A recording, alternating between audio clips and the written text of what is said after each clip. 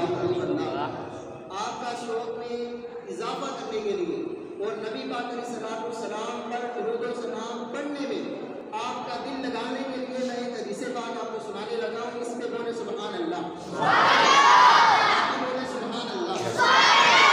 اس بات کی حدیث پاک ہے، کریم آقا علیہ الصلوۃ والسلام نے ارشاد فرمایا سمیعت رسول اللہ صلی اللہ تعالی علیہ وسلم یقول، حضرت سیدنا ابو ہریرہ فرماتے ہیں کریم آقا علیہ الصلوۃ والسلام کو میں نے یہ فرماتے ہوئے سنا کہ لا تجعلوا بیوتکم قبورا ولا تجعلوا قبری عیدا وصلوا علی فإن صلاتکم تبلغنی حیث کنتم. سبحان اللہ، سبحان اللہ. کریم آقا علیہ الصلوۃ والسلام کے پیارے صحابی حضرت سیدنا ابو ہریرہ فرماتے ہیں کریم آقا علیہ الصلوۃ والسلام نے فرمایا کہ اپنے گھروں کو قبرستان نہ بناؤ. لا تجعلوا بیوتکم قبورا، اپنے گھروں کو قبرستان نہ بناؤ.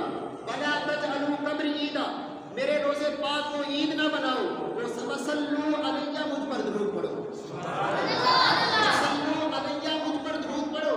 فإن صلاتکم، بے شک تمہارا درود پاک تبلغنی حیث کنتم، تم جس جگہ سے پڑھو گے مجھ تک پہنچ جائے گا.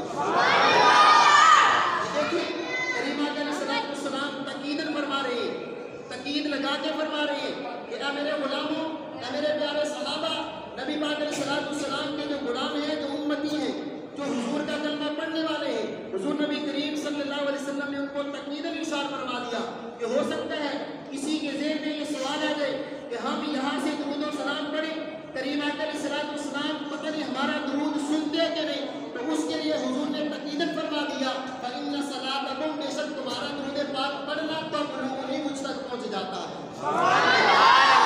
اور یہ حیث ظرف زمان بھی ہے، ظرف مکان بھی ہے. یعنی حضور کا غلام، چاہے وہ نبی پاک علیہ الصلوۃ والسلام کے صحابہ، چاہے وہ صحابہ کا زمانہ ہے، چاہے تابعین کا زمانہ ہے، چاہے تبع تابعین کا زمانہ ہے، چاہے آج کا زمانہ ہے، چاہے قیامت تک کے مسلمانوں کا زمانہ ہے، جس زمانے میں حضور کا امتی حضور پر درود و سلام پڑھے گا تو حضور اس کا درود سنیں گے بھی اور جواب بھی عطا فرمائے گا.